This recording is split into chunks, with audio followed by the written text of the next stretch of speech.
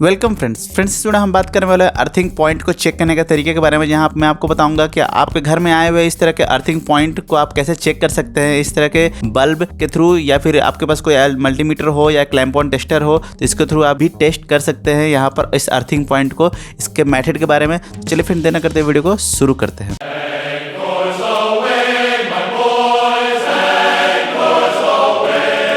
तो फ्रेंड्स यहाँ पे वो करना क्या है, सबसे पहले आप देखेंगे आपके घर में कुछ इस तरह का सॉकेट अवेलेबल होता है जो कि कुछ इस तरह का रहता है। ये जो सॉकेट होता है इसमें फेज होते हैं, न्यूट्रल होते हैं और अर्थ होते हैं।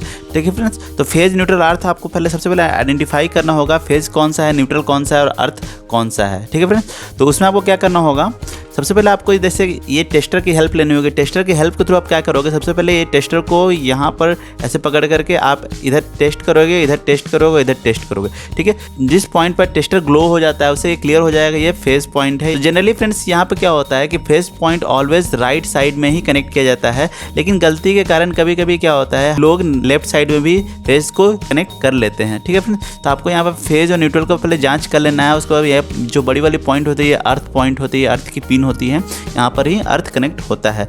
तो सबसे पहले आपको क्या करना है, फिजिकली यहाँ पर देखना पड़ेगा आपके घरों में जो अर्थ वायर आया भी है या नहीं, यानी कि आपके ये सॉकेट में यहाँ पर ये अर्थ पॉइंट पर अर्थ वायर कनेक्शन में है या नहीं। ठीक है फ्रेंड्स, अगर आप यहाँ पर इस स्क्रू को पहले से खोलोगे, अपने घर के बोर्ड के स्क्रू को खोलोगे तो आपको यहाँ पर 3 वायर दिखाई देंगे। तो इससे क्लियर हो जाएगा कि यहाँ पर जो वायर होगा ये अर्थ वायर होगा। फ्रेंड्स, आपको वायर के कलर कोड के हिसाब से नहीं जाना है, क्योंकि फ्रेंड्स कई वायरिंग में क्या होता है कि सेमी कलर कोड यूज़ करते हैं और कई में जो एक्चुअल कलर कोड होता है, जैसे फेज के लिए रेड एंड न्यूट्रल के लिए ब्लैक, अर्थिंग के लिए ग्रीन। तो फ्रेंड्स आपको पता चल जाएगा कि हाँ अर्थिंग के लिए ग्रीन है, यानी कि ये अर्थिंग पॉइंट है। आपको ये बड़ा वाला पिन से भी ये पता चल जाएगा कि ये अर्थिंग पॉइंट है। आपको यहाँ पर जांच कर लेनी है। ठीक है फ्रेंड्स, तो ये तो हुआ फिजिकली टेस्ट, आप कैसे देख करके खोल करके आप पहले टेस्ट कर लोगे यहाँ पर अर्थिंग कनेक्ट है या नहीं। ठीक है फ्रेंड्स, तो आपको सेकेंड एंड पर वहाँ पर जैसे आपके घर के पास आपने जो अर्थिंग बनाया है वहाँ पर अर्थिंग कनेक्ट है या नहीं, या प्रॉपर कनेक्शन में है या नहीं, उसके लिए आपको एक टेस्ट लैंप की हेल्प लेनी पड़ेगी। फ्रेंड्स, ये मैंने एक तरह का टेस्ट लैंप बनाया है, आप भी एक बना सकते हैं। जैसे इसमें कुछ भी नहीं है,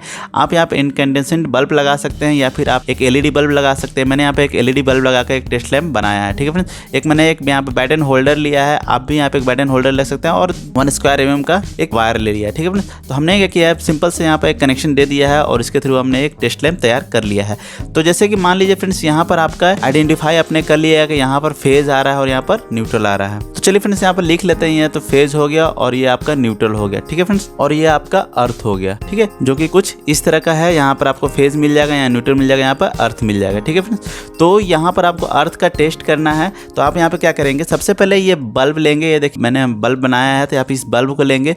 तो सबसे पहले हम टेस्ट कर लेंगे फ्रेंड्स, यहाँ पर ये फेज और न्यूट्रल पर बल्ब ग्लो हो रहा है, यानी कि यहाँ पे मैंने 2 पॉइंट ले लिया है इस बल्ब का, और मैंने यहाँ पर डायरेक्ट फेज और न्यूट्रल में कुछ इस तरह से यहाँ पर डाल दिया है। जैसे कि मैं आपको सॉकेट में भी दिखा पाऊंगा, या जैसे आपका रियल सॉकेट है तो यहाँ हमने न्यूट्रल डाल दिया और यहाँ पर हमने फेज डाल दिया है। ठीक है फ्रेंड्स, ये फेज न्यूट्रल डालते ही अगर बल्ब ग्लो होता है, इसका मतलब ये है कि आपका फेज और न्यूट्रल को जो वायरिंग है कंप्लीट है, सही है, बिल्कुल सही है। न्यूट्रल में कोई प्रॉब्लम नहीं है, फेज में कोई प्रॉब्लम नहीं है, बल्ब जो है प्रॉपर ग्लो हो रहा है। उसके बाद हम क्या करेंगे फ्रेंड्स, यहाँ पर हम फेज वायर को एज इट इज़ रहने देंगे। ठीक है, और यहाँ पर हम न्यूट्रल वायर में से इस वायर को निकाल करके हम यहाँ पर अर्थ वायर में यहाँ पर कनेक्ट करके देखते हैं। तो अर्थ वायर में जब कनेक्ट करके देखते हैं तो यहाँ पे एक चीज़ क्लियर हो जाता है कि अगर बल्ब ग्लो हो रहा है प्रॉपर, तो समझ जाइए कि आपका अर्थ भी बिल्कुल सही है। ये चेक करने का पहला मेथड मैं आपको बता रहा हूँ, जो कि बल्ब से आप कैसे चेक कर सकते हैं।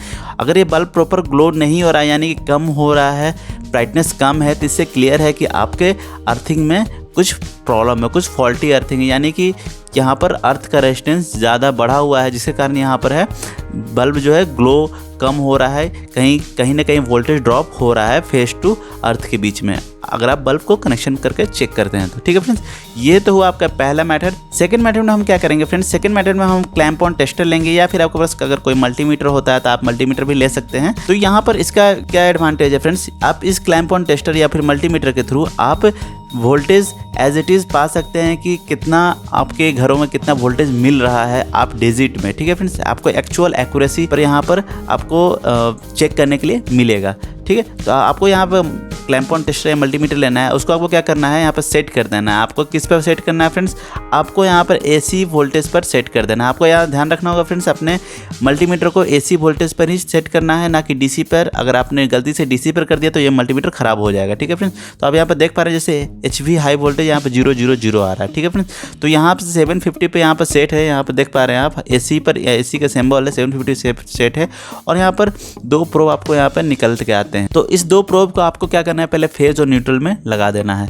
तो फेज और न्यूट्रल में लगाने पर अगर आपका वोल्टेज 220 वोल्ट आता है, ठीक है फ्रेंड्स, तो इससे ये क्लियर हो जाता है कि आपका जो फेज और न्यूट्रल में जो सप्लाई है बिल्कुल सही आ रहा है, ठीक है फ्रेंड्स। अब हम सेकंड चेक करते हैं। यहाँ पर हम कुछ इस तरह से मान लीजिए कि ये हमारा है एक तरह का एक सॉकेट है। अब इस सॉकेट से हम यहाँ क्या करेंगे, फेज और न्यूट्रल यहाँ पर डाल देंगे, ठीक है। और यहाँ पर हम चेक करने पर हमें क्या मिल रहा है, मान लीजिए कि 220 वोल्ट मिलने वाला है, तो ये आपका बिल्कुल सही है। सेकेंड हम क्या करेंगे, ये प्रोब को एज इट इज फेज पर ही रहने देंगे और हम इस न्यूट्रल को फेज निकाल करके हम यहाँ पर अर्थ पर डाल देंगे, ठीक है फ्रेंड्स। न्यूट्रल को निकाल कर अर्थ पर डालते हैं। यहाँ पर क्या आ रहा है, वोल्टेज अगर 220 वोल्ट आ रहा है या फिर 218 वोल्ट 219 वोल्ट समथिंग आ रहा है, तो मान लीजिए कि आपका जो अर्थ जो पॉइंट है ये बिल्कुल सही है, बिल्कुल सही कनेक्शन है और अर्थ पॉइंट पर रेजिस्टेंस की वैल्यू काफ़ी कम है, ठीक है फ्रेंड्स। अब हमारा नेक्स्ट चेकिंग क्या होता है, नेक्स्ट चेकिंग हम कैसे करेंगे, आपको क्या करना होगा, न्यूट्रल और इस अर्थ के बीच आपको वोल्टेज चेक करना है। और न्यूट्रल और अर्थ के बीच आप वोल्टेज चेक करेंगे तो आपको कुछ अलग ही वोल्टेज देखने को मिलेगा, यानी कि न्यूट्रल और अर्थ के बीच जो भी वोल्टेज होगा वो 2 वोल्ट से कम होना चाहिए। अगर ज़्यादा हो रहा है तो आप मान लीजिए फ्रेंड्स कहीं ना कहीं लीकेज है जो कि आपके अर्थ के थ्रू जा रहा है और ये जो लीकेज है ग्राउंड नहीं हो पा रहा है, जिसके कारण आपको न्यूट्रल और अर्थ के बीच वोल्टेज दिखा रहा है। तो न्यूट्रल और अर्थ के बीच वोल्टेज ऑलवेज 2 वोल्ट से कम होना चाहिए, ठीक है फ्रेंड्स। तो ये तो हो गया आपका मल्टीमीटर से आप कैसे चेक करेंगे।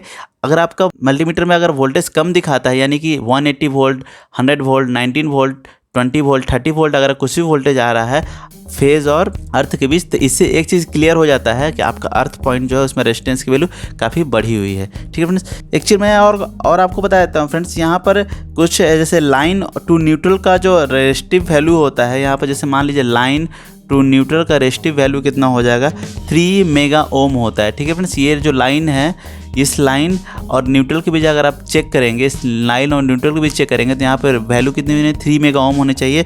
और यहाँ पर लाइन और अगर अर्थ के बीच चेक करेंगे, यानी कि ये लाइन और अर्थ के बीच अगर हम मल्टीमीटर को यूज़ करेंगे तो यहाँ पर वैल्यू कितनी होनी चाहिए, 1 मेगा ओम होना चाहिए। उससे कम नहीं होना चाहिए, उससे अबव रहना चाहिए। अगर कम हो रहा है तो फ्रेंड्स डेफिनेटली यहाँ कहीं ना कहीं यहाँ पर शॉर्ट हो रहा है, आपका अर्थ वायर और फेज वायर आपस में कहीं पर शॉर्ट है, कहीं पर लीकेज है, जिससे कारण ये वैल्यू आपको कम मिलेगी। तो आप इस रेजिस्टेंस की वैल्यू से भी चेक कर सकते हैं। आपको सिंपल से क्या करना होगा फ्रेंड्स, मल्टीमीटर का हेल्प लेना होगा। मल्टीमीटर का हेल्प लेकर आप यहाँ पर क्या करेंगे, इसकी वैल्यू सेट कर देंगे। जैसे कि मैंने यहाँ पर 20 किलो ओम 20 मेगा ओम में हमने यहाँ पर सेट कर दिया है। 20 मेगा ओम हमने सेट कर दिया, मतलब ये जो वैल्यू है अंडर 20 मेगा ओम के अंदर जो भी वैल्यू होगी इसको यहाँ पर मेजर कर लेगी। और आपको क्या करना होगा, इस प्रोब को यहाँ डालना है और इस प्रोब को यहाँ डालना है। उसके बाद आपको इससे पता चलेगा कि लाइन और न्यूट्रल के बीच जो है कितना मेगा ओम रेजिस्टेंस है। अगर आपको अर्थ के बीच रेजिस्टेंस करना होगा तो फेज को आप रहने देंगे, यानी कि लाइन को आप रहने देंगे यहाँ पर, और अर्थ के बीच ये प्रोब डाल देंगे। तो इससे क्या पता चलेगा फ्रेंड्स, इससे पता चलेगा कि आपका लाइन और अर्थ के बीच कितना ओम रेजिस्टेंस है, कितना मेगा ओम में रेजिस्टेंस है, ठीक है फ्रेंड्स। तो अगर आपको वीडियो अच्छा लगा तो इस वीडियो को कर दीजिए लाइक और हमारे चैनल को सब्सक्राइब। और इस तरह के और वीडियोस पाने हैं तो आप हमें कमेंट कर सकते हैं, वो किस टॉपिक का वीडियो चाहिए, किस तरह का इन्फॉर्मेशन चाहिए। तो फ्रेंड्स आप हमें आई बटन पर क्लिक करके और भी हमारे बहुत सारे वीडियोज़ को देख सकते हैं। तो फ्रेंड्स अभी तक के लिए इतना ही, थैंक यू।